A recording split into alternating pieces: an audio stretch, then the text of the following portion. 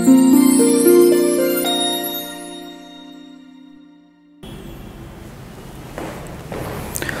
student, myself Navneet Nayak and I am your math mentor on Tirupati online platform. Okay, so in this video we are going to start a new chapter with you which is quadratic equation. Okay, तो मैंने यहाँ पे heading दे दिया है quadratic equation और आज हम लोग इसी को start करेंगे. Okay, बट इसको start करने से पहले मैं आपको बताना चाहूँगा ये quadratic equation क्या चीज़ है और ये कहाँ से आया. ओके तो क्वाड्रेटिक इक्वेशन क्या चीज़ है और कहाँ से आया, अगर मुझे ये पता करना है उसके लिए मुझे क्या करना पड़ेगा, थोड़ा सा पॉलिनोमियल को पढ़ना पड़ेगा. ओके तो मैंने ऑलरेडी यहाँ पे हेडिंग दे दिया इसीलिए पॉलिनोमियल. ओके तो देखते हैं पॉलिनोमियल क्या चीज़ होता है और कैसे मेरा क्वाड्रेटिक इक्वेशन आता है. ओके तो अगर बात करें पॉलिनोमियल की तो पॉलिनोमियल क्या है, मेरा एक एक्सप्रेशन होता है.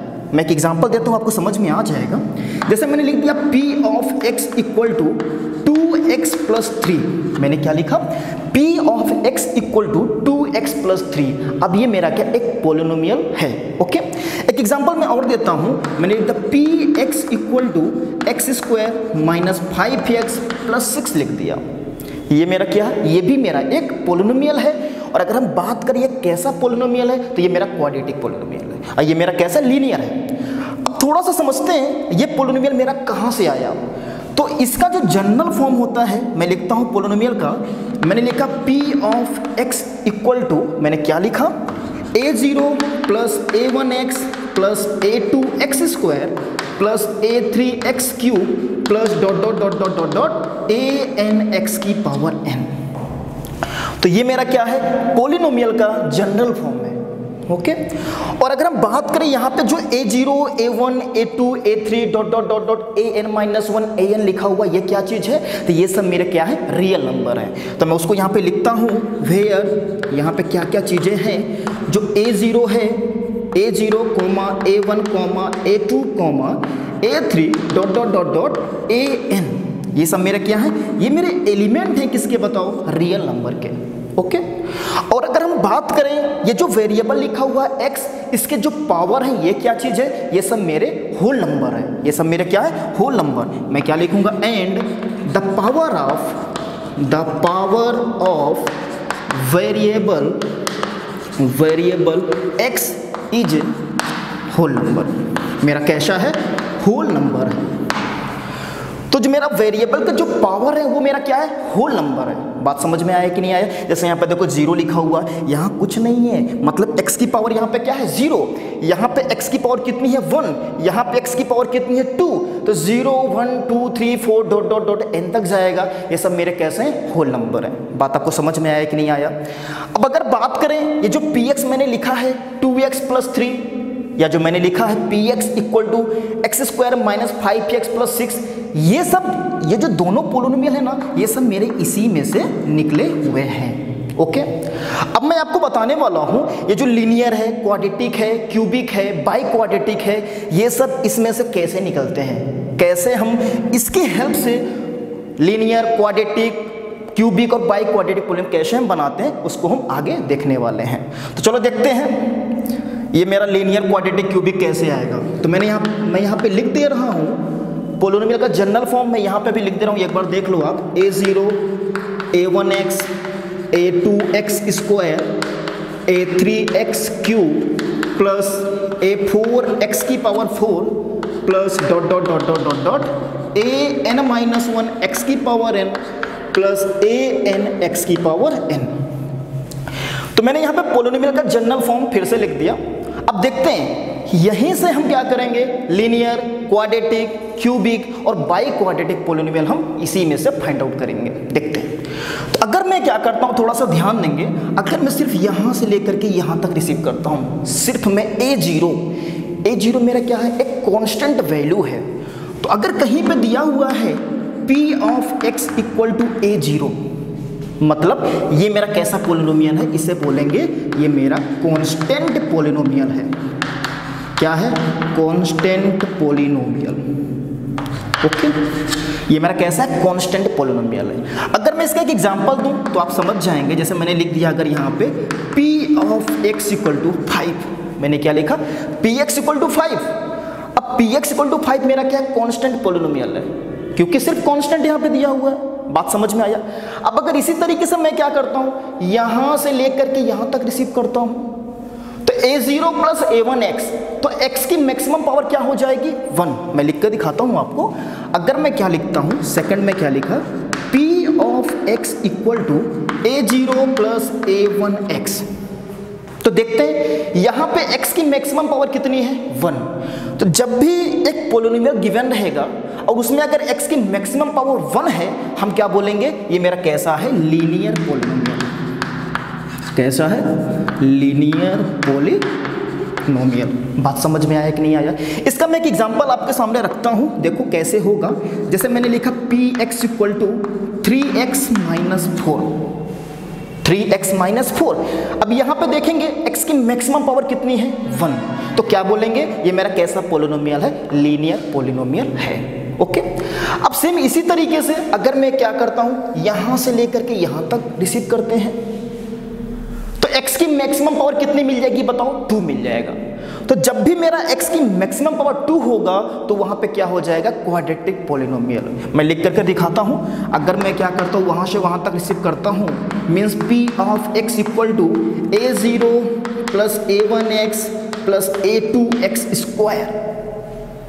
देखेंगे यहाँ पे x की मैक्सिमम पावर कितनी है 2, तो क्या बोलेंगे, ये जो मेरा पोलिनोमियल है, ये कैसा पोलिनोमियल है आपका, क्वाड्रेटिक पोलिनोमियल। कैसा है, क्वाड्रेटिक पोलिनोमियल। बात आपको समझ में आया कि नहीं आया।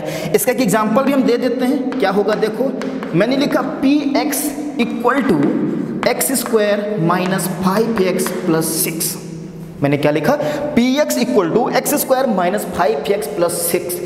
तो ये जो मेरा क्वाड्रेटिक, ये जो पोलिनोमियल आपका है, इसमें x की मैक्सिमम पावर कितनी है 2, तो क्या बोलेंगे, ये मेरा क्वाड्रेटिक पोलिनोमियल है। इसी तरीके से अगर मैं क्या करता हूँ, यहाँ से लेकर के यहाँ तक रिसीव करता हूँ, तो x की मैक्सिमम पावर कितनी हो जाएगी 3। तो हम बोलेंगे वो जो मेरा पोलिनोमियल मिलेगा वो मेरा कैसा होगा, क्यूबिक पोलिनोमियल होगा। मैं लिख देता हूँ a0 plus a1x plus a2x square plus a3x cube.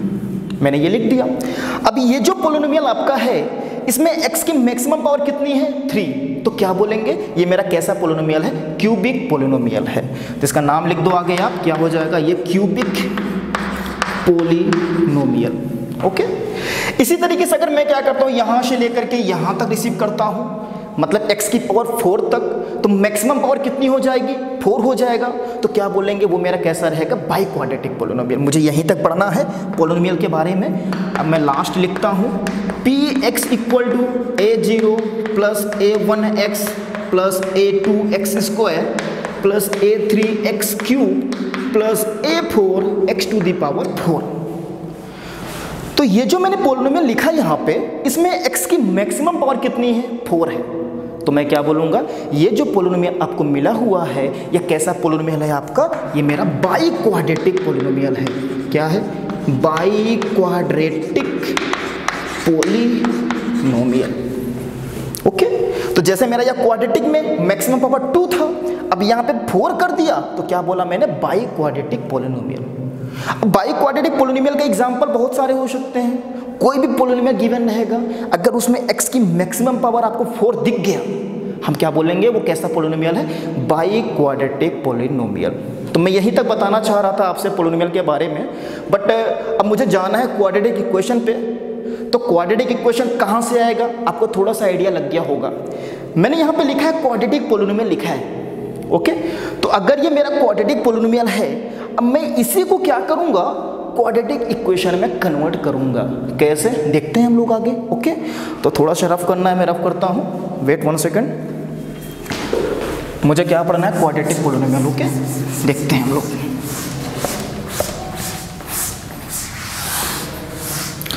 आप लोग नोट कर लो प्रॉपर वे से। तो क्वाड्रेटिक पोलिनोमियल मैंने आपको बता दिया। अब अपने टॉपिक पे हम लोग आते हैं, जो मुझे पढ़ना है। मेरा क्या था, क्वाड्रेटिक इक्वेशन। तो जिस प्रकार से मैंने देखा कि क्वाड्रेटिक पोलिनोमियल होता क्या चीज़ है, मैंने लिखा था a0 plus a1x plus a2x square, ये मैंने लिखा था। अब इसको मैं थोड़ा सा अगर सही तरीके से लिखूं, ऑलरेडी मुझे पता है कि a0 a1 a2 मेरे क्या है, रियल नंबर है, बेसिक सी बात है। अब अगर मैं इसको इस तरीके से भी लिख सकता हूँ, P of X equal to, मैंने लिख दिया A X square plus B X plus C. अभी भी मेरा ये कैसा है, क्वाड्रेटिक पोलिनोमियल है भैया। x की मैक्सिमम पावर 2 है, मतलब कैसा है, क्वाड्रेटिक पोलिनोमियल है। अब मुझे इसको कन्वर्ट करना क्वाड्रेटिक इक्वेशन में, हम क्या करेंगे, हम करेंगे p of x equal to क्या कर देंगे, 0। इसका मतलब क्या बोलना चाह रहा हूं मैं कि A X square plus B X plus C equal to मैंने क्या कर दिया, 0 कर दिया। अब ये कैसा बन गया बताओ, क्वाड्रेटिक इक्वेशन बन गया। अब इसे हम क्या बोलेंगे, ये मेरा बन गया क्वाड्रेटिक इक्वेशन। बात समझ में आया कि नहीं आया? अच्छा, इसे क्वाड्रेटिक बने रहने के लिए क्या क्या होना चाहिए बताओ। अगर एक क्वाड्रेटिक इक्वेशन है तो a की वैल्यू कभी भी क्या होगा, 0 नहीं होगा। अगर मैंने a को 0 कर दिया फिर तो एक्स स्क्वायर का मैटर खत्म हो जाएगा। तो फिर क्या मिलेगा बताओ, अगर एक्स स्क्वायर खत्म हो गया तो x की मैक्सिमम पावर कितनी हो जाएगी, 1 हो जाएगा। तो फिर मेरा वो तो लीनियर हो गया। तो क्वाड्रेटिक इक्वेशन होने के लिए कभी भी a की वैल्यू 0 नहीं होगी, इस बात पे हम लोग ध्यान देंगे। ओके, और बात करें अगर a b c की, ये सब मेरे कैसे रियल नंबर है। ओके, तो अगर बात करें जो a b c है, a b c ये मेरे कैसे होंगे, ये सब मेरे एलिमेंट होंगे रियल नंबर के। बात समझ में आया कि नहीं आया? तो ये मेरा क्या है, क्वाड्रेटिक इक्वेशन है। और अगर हम बात करें इसके एग्जाम्पल की तो 2-3 एग्जाम्पल देख लो आप, प्यारा प्यारा छोटा छोटा एग्जाम्पल क्वाड्रेटिक इक्वेशन का। अगर कहीं पे लिखा हुआ x square minus 5x plus 6 equal to 0, मेरा फेवरेट इक्वेशन यही है। ओके, मैंने लिखा x square minus 5x plus 6 equal to 0, तो यहाँ पे मुझे दिखाई दे रहा है x की मैक्सिमम पावर कितनी है, 2, मतलब कैसा है, क्वाड्रेटिक इक्वेशन है। एक और मैं लिख देता हूँ, मैंने लिख दिया x square minus 3x plus 1 equal to 0, ये मेरा कैसा है, क्वाड्रेटिक इक्वेशन है। तो मेरे हिसाब से आपको पता चल गया कि क्वाड्रेटिक इक्वेशन कहाँ से आया, मीन्स क्वाड्रेटिक पोलिनोमियल से हमने क्या किया, क्वाड्रेटिक इक्वेशन को लिखा। अब क्वाड्रेटिक इक्वेशन क्या चीज़ होता है आपको आइडिया लग गया होगा। ओके, तो आप इसे नोट कर लो, इसके बाद मैं थोड़ा सा आपको बताता हूँ कि मुझे, आप इसे नोट करो, मैं रफ करता हूँ। ओके, देखते हैं थोड़ा सा, ये बात समझ में आ गई ना आपको। मैंने क्या लिखा, क्वाड्रेटिक पोलिनोमियल था, इक्वल करके 0 किया, क्वाड्रेटिक इक्वेशन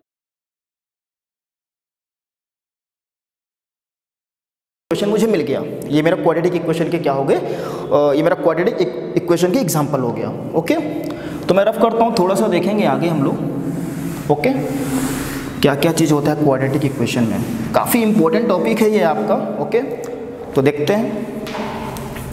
तो अगर कहीं पे देखेंगे हम लोग, अगर कहीं पे क्वाड्रेटिक इक्वेशन दिया है, जैसे लिखा हुआ है A X square plus B X plus C equal to 0, ये आपका क्वाड्रेटिक इक्वेशन है। अब 2-3 क्वेश्चन है यहाँ पे, पेपर में कभी कभी 1 मार्क्स में आ जाता है कि आप इस क्वाड्रेटिक जो इक्वेशन लिखा हुआ है इसकी डिग्री बताओ। क्या बताना है मुझे, डिग्री। तो डिग्री की बात करें, डिग्री क्या हो जाएगा, जो इक्वेशन दिया हुआ है उसमें x की जो मैक्सिमम पावर होती है यहाँ पे कितना है, 2, तो इसकी डिग्री कितनी हो जाएगी, 2। बात समझ में आया कि नहीं आया? सेकेंड आप पूछ सकता है इसमें आपका लीडिंग कोफिशिएंट। तो अगर लीडिंग कोफिशिएंट पूछेगा तो ये क्या चीज़ होता है, हमें पता होना चाहिए।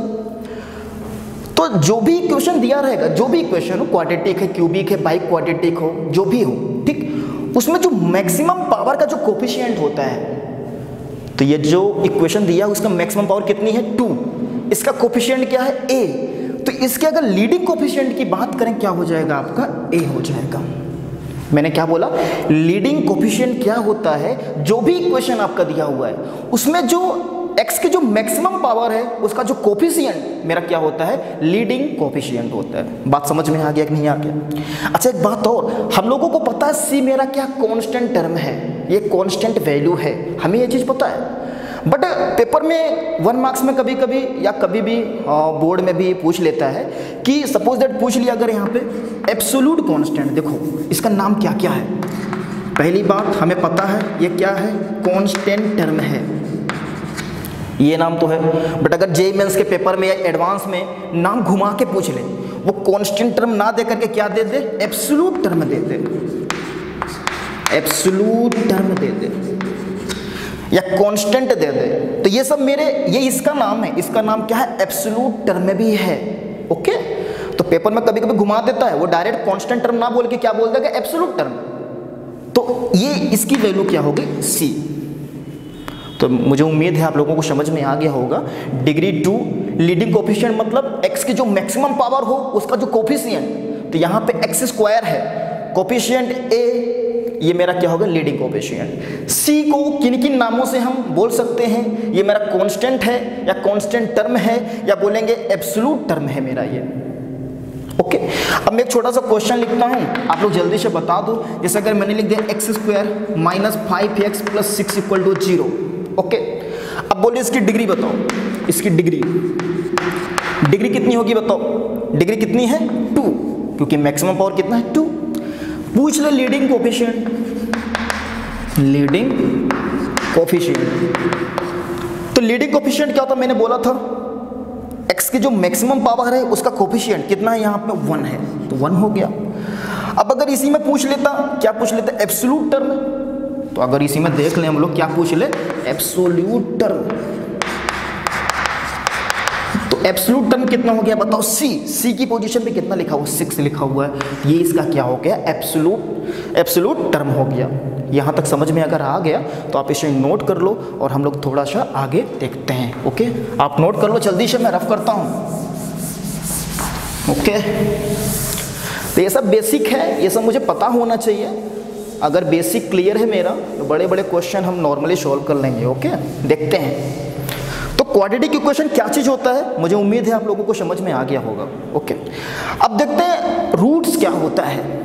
मैं हेडिंग देता हूं यहाँ पे, आप देखना मैंने हेडिंग क्या दिया, roots of an equation. Equation के रूट्स क्या क्या होते हैं हम लोग देखते हैं। ओके, तो अगर हम रूट्स की बात करें तो रूट्स क्या होता है, ये मेरा x की वैल्यू होती है। अगर हम इसको ले जा करके अगर अपना क्वाड्रेटिक इक्वेशन में या जो भी इक्वेशन दिया है अगर उसमें पुट करते हैं तो वो इक्वेशन को क्या करता है, सेटिस्फाई करता है। तो अगर इसका डेफिनेशन की बात करें तो नॉर्मली आप लिख सकते हो, this is the value of variable x which satisfy the equation. This is the value of the variable x which satisfy the equation. तो आप इसे लिख सकते हैं और मैं समझा देता हूं होता क्या चीज़ है रूट। जैसे कि अगर कहीं पे लिखा हुआ एक क्वेश्चन में लिखता हूं, यहाँ पे मैंने क्वेश्चन लिख दिया x square minus 5x plus 6 equal to 0। बात करें इसके रूट्स की, तो रूट मैंने बोला ना x की वो वैल्यू जिसको ले जाकर के अगर मैं इसमें पुट करूं तो पुट करने के बाद वो इस इक्वेशन को क्या करे, सेटिस्फाई करे। तो क्या बोलेंगे, वो जो x की वैल्यू है वो इसका क्या हो जाएगा, रूट्स हो जाएगा। जैसे हम देखते हैं अगर हम क्या करते हैं एट x इक्वल टू 2 लेते हैं तो देखते हैं x इक्वल टू 2 पे क्या मिलता है। तो x इक्वल टू 2 रखेंगे तो 2 की power 2 minus 5 into 2 plus 6 equal to 0। तो 2 की पावर 2 कितना हो जाएगा 4। अब 4 प्लस 6 कितना हो गया 10। तो 10 माइनस 10 मुझे क्या मिला बताओ, 0 मीन 0 इक्वल टू 0। तो 0 इक्वल टू 0 मिल गया, मतलब x इक्वल टू 2 इसका क्या है, रूट है। बात समझ में है कि नहीं आया। इसी तरीके से एक वैल्यू और रख के मैं दिखाता हूं आपको। एक वैल्यू मैंने लिख दिया एट x इक्वल टू 3। अब मैं क्या करता हूं, x की वैल्यू 3 लेते हैं, देखते हैं क्या होता है। तो 3 रखेंगे, 3 की power 2 minus 5 into 3 plus 6 equal to 0 किया मैंने। ओके, तो 3 की पावर 2 की वैल्यू कितनी 9 प्लस 6 कितना 15 माइनस 15 कितना होगा 0। तो 0 इक्वल टू क्या मिला मुझे 0। तो हमने देखा यहाँ पे क्या देखा मैंने कि जब मैंने x की वैल्यू 2 रखा और जब मैंने x की वैल्यू 3 रखा तो दोनों केस में इसकी वैल्यू क्या हो गया, 0 इक्वल टू 0 आया, मतलब इक्वेशन को सेटिस्फाई किया। देन हम क्या बोल सकते हैं, देखो तो हम बोल सकते हैं हेंस क्या बोलेंगे, hence x equal to 2 and 3 both are the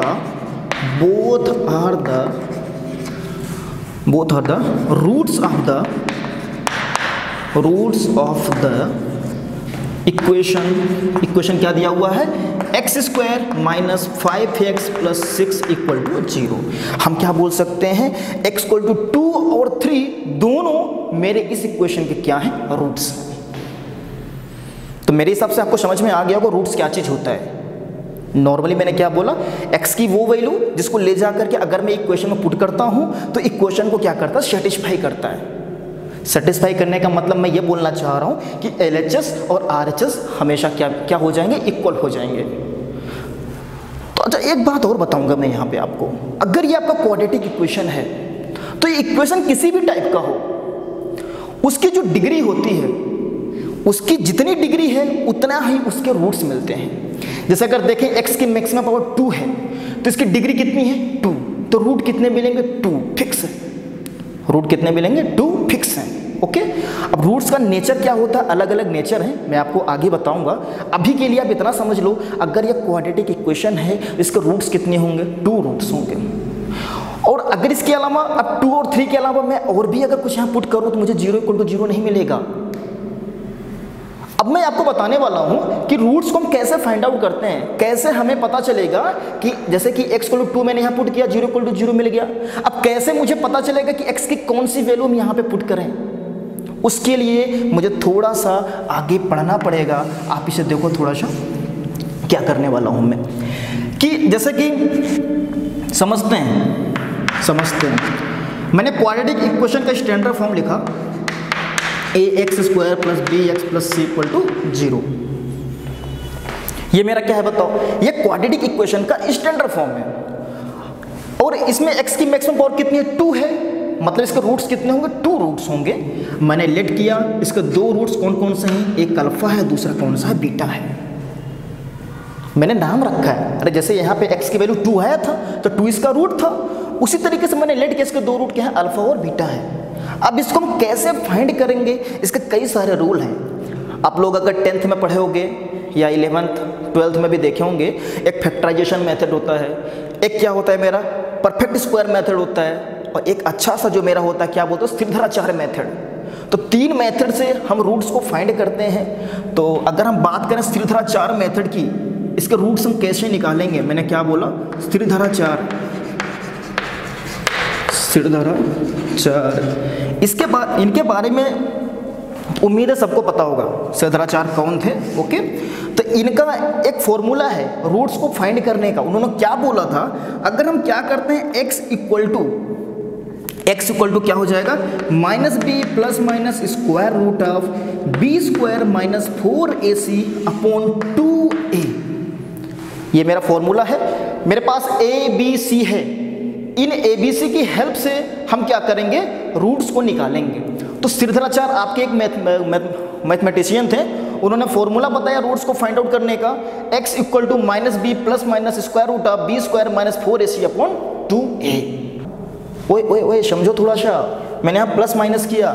जब हम क्या करेंगे, अल्फा = लिख सकते हैं, ये अल्फा बीटा क्या है, x की ही वैल्यू है। तो अल्फा के केस में क्या लिखेंगे, -b + b² - 4ac / 2a। ये अल्फा की वैल्यू हो गई। अब बात करें बीटा की, तो प्लस वाला अल्फा हो गया तो माइनस वाला बीटा कर देंगे। ओके, तो बीटा की बात करें तो बीटा आपका क्या हो जाएगा, मैं लिख देता हूँ, beta = -b - b² - 4ac / 2a। ये मेरा क्या है, बीटा की वैल्यू हो गई। बात समझ में आया। अब देखते हैं इसको सॉल्व करते हैं, क्या मिलता है, x = -−+3 हो जाएगा, प्लस माइनस -3 का स्क्वायर 9 - 4 कितना हो जाएगा, 5 √5 अपॉन कितना मिला, 2 मिला। अब प्लस माइनस के साथ मुझे 2 वैल्यू मिल रही है, तो एक क्या हो जाएगा बताओ, एक आपका अल्फा हो जाएगा, दूसरा क्या हो जाएगा, बीटा हो जाएगा। तो x की 2 वैल्यू मिली, एक अल्फा हो गया, अल्फा कितना होगा 3 + √5/2, और बीटा क्या हो जाएगा, बीटा = 3 - √5/2। यही दोनों मेरे क्या हैं, आंसर हो गया। यही दोनों, ये जो अल्फा बीटा मिला, या बोल सकते हैं x की जो 2 वैल्यू मिली, यही इस क्वाड्रेटिक इक्वेशन के क्या है, रूट्स हैं। समझ में आया कि नहीं आया, कितना नॉर्मली मैंने समझाया, आपको जहाँ तक कंफ्यूज होने की आवश्यकता नहीं है। हमें क्या करना है, इक्वेशन आपके पास दिया रहेगा, ओके, इक्वेशन दिया रहेगा, हम क्या करेंगे, यहाँ से ABC की वैल्यू निकालेंगे। ओके, अब ये जो मेरा इक्वेशन है, मुझे याद होना चाहिए, अब ABC की वैल्यू को ले जाकर के इसमें पुट कर देना है, और जैसे हम पुट करेंगे, सॉल्व करेंगे, x की दो वैल्यू मिल जाएगा। ये दोनों वैल्यू मेरे क्या हो जाएंगे, इस क्वाड्रेटिक इक्वेशन के क्या हो जाएंगे, रूट्स हो जाएंगे। बात समझ में आया कि नहीं आया?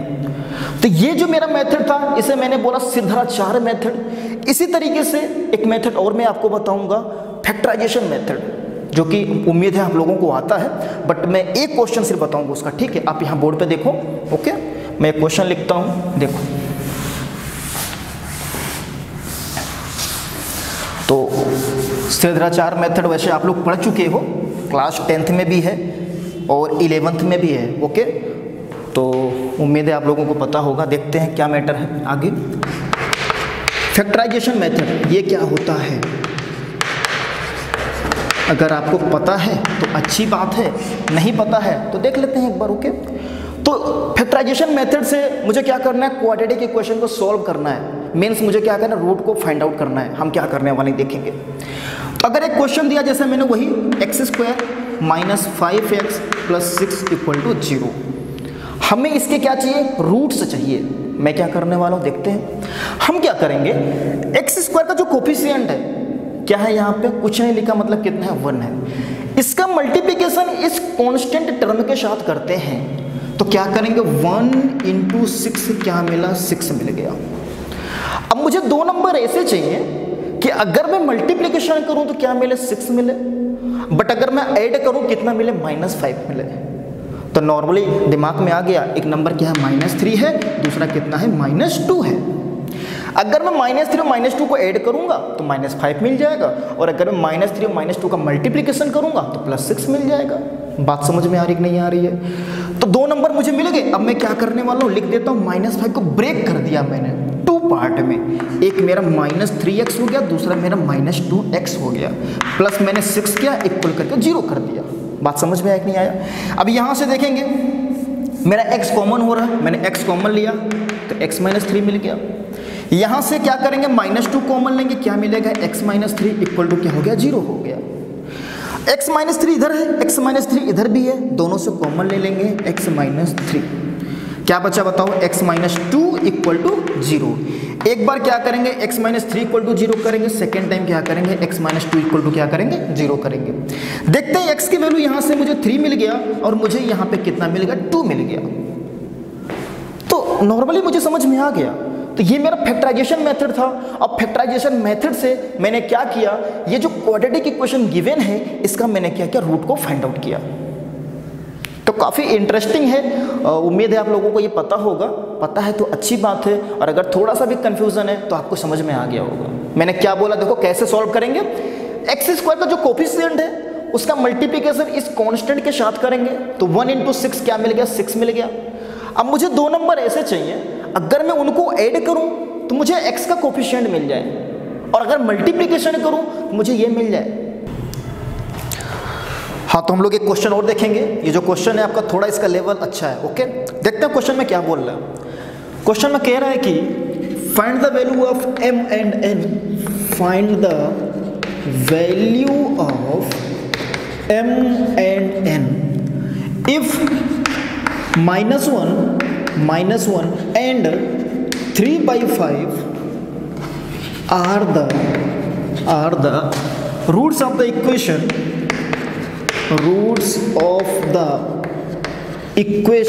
क्या दिया हुआ है, 5x² + mx - 9 = 0। काफ़ी अच्छा क्वेश्चन है। कितना क्या बोल रहा समझते हैं। कह रहा है कि मुझे m और n की वैल्यू को बताओ। इफ क्या बोला कि -1 and 3/5 are the roots of the equation this. तो इक्वेशन दिया हुआ है, अब बोल रहा है कि -1 और 3/5 इसके रूट हैं। मुझे क्या चाहिए, m और n की वैल्यू चाहिए। देखते हैं, काफ़ी इजी, काफ़ी अच्छा क्वेश्चन है, ओके? तो हमें ये चीज़ पता है कि अगर -1 and 3/5 अगर इसके रूट्स हैं, तो इसका मीनिंग ये हुआ, अगर मैं इसको यहाँ पे पुट करूंगा तो ये इक्वेशन को क्या करेगा, सेटिस्फाई करेगा। तो देखते हैं, मैं वही चीज करने वाला हूं। तो x की पोजीशन पे क्या रखेंगे, -1, तो 5 × -1 की पावर 2 प्लस m × -1 - n = 0। एक बार मैंने क्या किया, -1 इसमें पुट किया, दूसरी बार क्या करेंगे हम, 3/5 इसमें पुट करेंगे। तो मेरे पास दो वेरिएबल बनेगा, एक m दूसरा n, दो वेरिएबल दो इक्वेशन। नॉर्मली हम उसको सॉल्व करेंगे और m और n की वैल्यू को फाइंड आउट करेंगे। तो जब मैंने -1 पुट किया तो -1 का स्क्वायर 1 होता है, मीन्स 5 - m - n = 0। और इसे सही से लिखें तो m + n = क्या मिला 5। ये आपका इक्वेशन नंबर 1 हो गया। बात समझ में आया कि नहीं आया? अब क्वेश्चन में बोला कि 3/5 भी इसका रूट है, और अगर 3/5 इसका रूट है तो ये इसको, तो 3/5 भी मेरा इस इक्वेशन को सेटिस्फाई करेगा। तो लिख देते हैं 5 इंटू क्या है मेरा 3/5 का square plus m into 3/5 minus n = 0। थोड़ा सा सॉल्व करते हैं तो 5 into 9/25 plus 3m/5 minus n = 0। तो 5/25 को कैंसिल करेगा, 5 बचेगा। बात समझ में आ रहा? थोड़ा सा कैलकुलेशन देखेंगे, और जब एलसीएम लेंगे तो नीचे 5 हो गया। अब 5 इंटू n कितना हो जाएगा -5n। देखते हैं, लिख देता हूं मैं पूरा 9 प्लस 3m।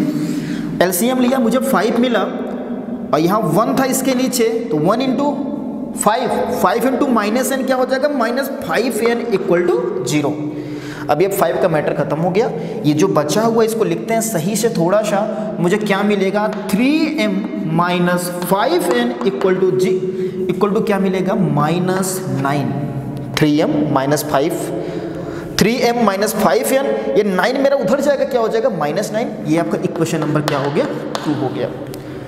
तो अब तो आगे कर सकते हैं हम। मेरे पास दो इक्वेशन और दो वेरिएबल, 2 इक्वेशन 2 वेरिएबल सॉल्व करेंगे, m और n की वैल्यू आ जाएगी। देखते हैं हम लोग। तो by equation first and second में क्या लिखने वाला हूँ, लिखते हैं by equation first and second क्या होने वाला है, देखते हैं। तो अगर थोड़ा सा ध्यान दे, यहाँ से अगर हम m की वैल्यू निकालेंगे और ले जाकर के यहाँ पर पुट कर देंगे, तो यहाँ से m की वैल्यू क्या मिलेगी बताओ मुझे 5 - n। अब putting the value of m in equation 2 रखते हैं, 3 इंटू m की पोजीशन पे क्या रखेंगे 5 - n माइनस 5n = -9। अब इसको सॉल्व करेंगे, n की वैल्यू आ जाएगी।